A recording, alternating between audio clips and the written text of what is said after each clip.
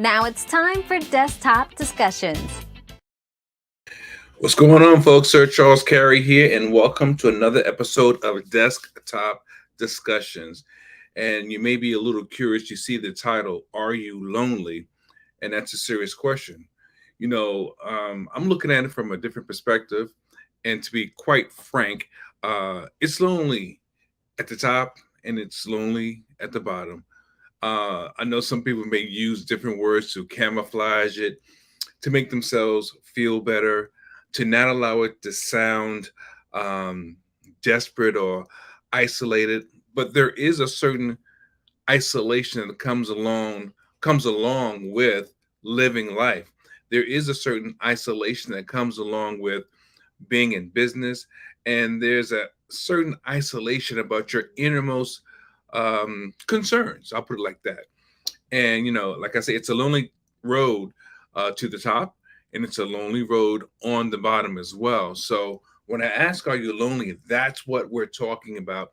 Feel free to take notes. Feel free to pull out a pen and a paper because I'm just going to hit on some things which I consider basic, but they may not be that basic to you.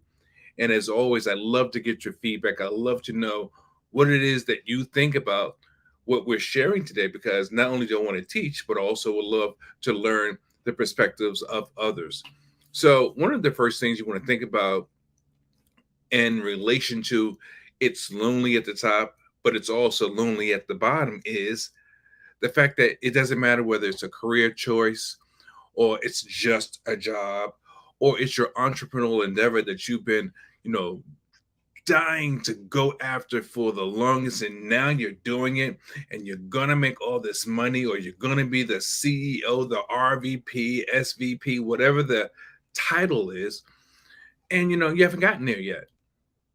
And a lot of times what happens on our way to getting to that destination, we feel a little lonely, we feel a little uncertain about who we are, how we're going about things. Now maybe this is not you, maybe it's just me. I know I've experienced it.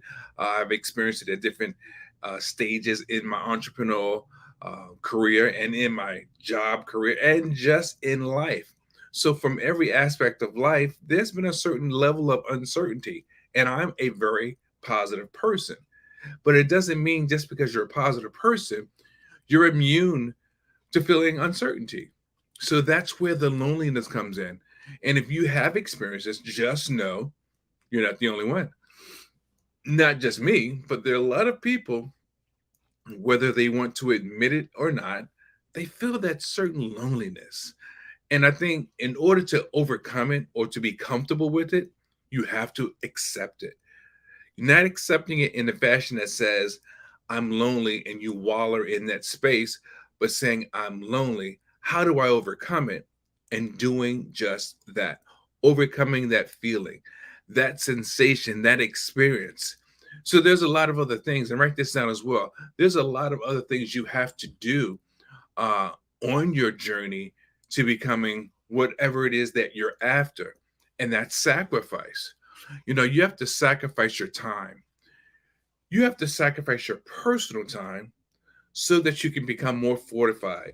You have to sacrifice your personal time so that you can become that expert, so that you understand what the best practices are in that profession or in that industry.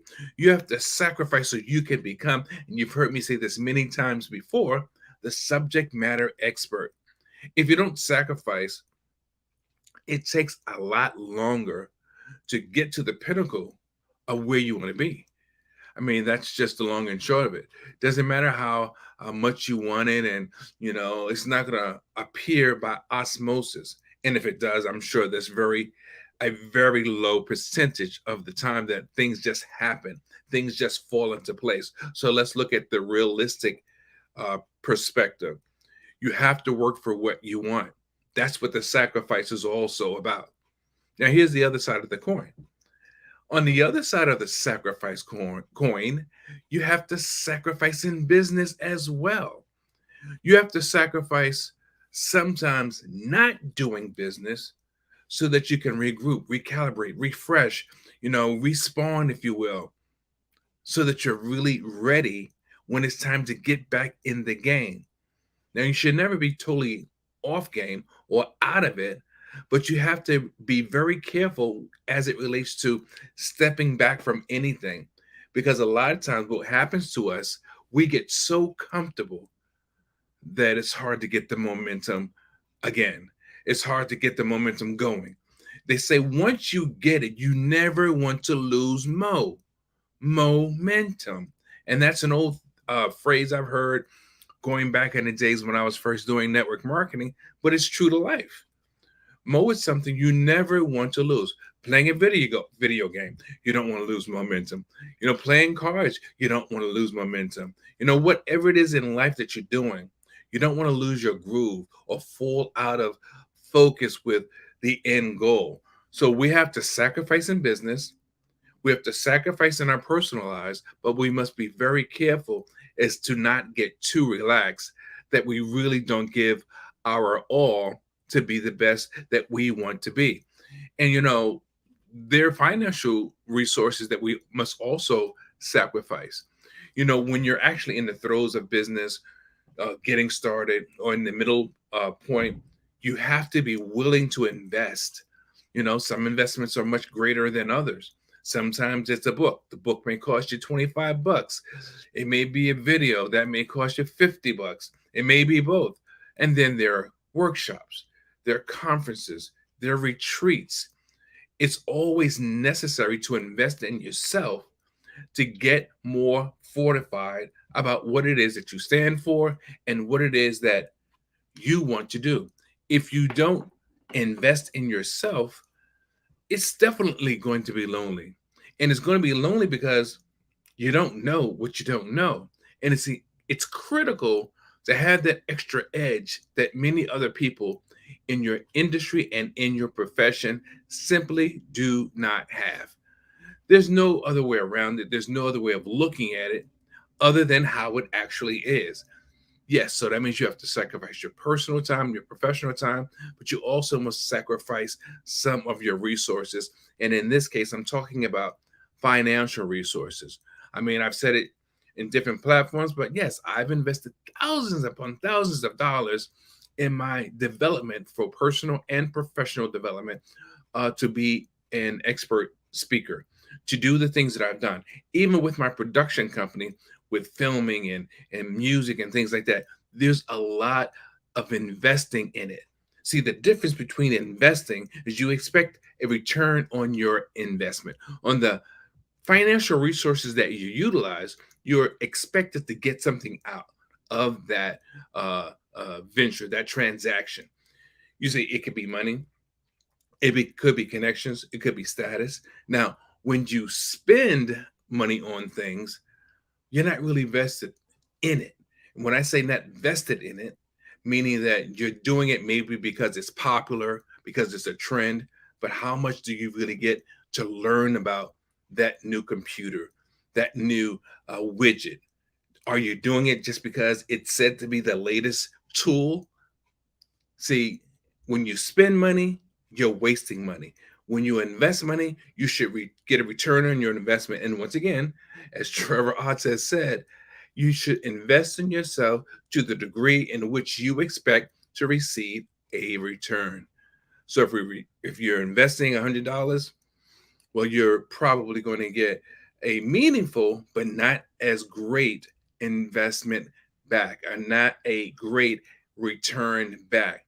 But if you invest, hundreds of dollars, thousands of dollars, and I don't mean all at one time, because there's different times that you invest different amounts depending on where you're going.